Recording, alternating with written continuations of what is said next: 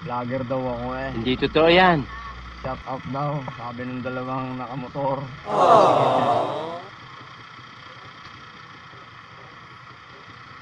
Ayan, nakikita nyo.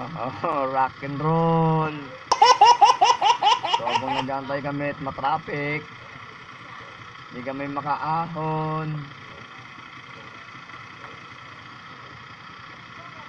Shout out daw sa kanilang dalawa. Oh, si Nanang, pagbigyan ng daan, bigyan ng karapatan.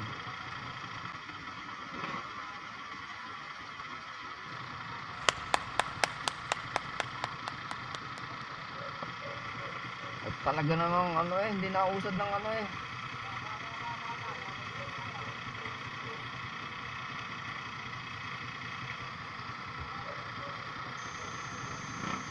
Sipag yung mga to eh. Sila yung mga ngalakal.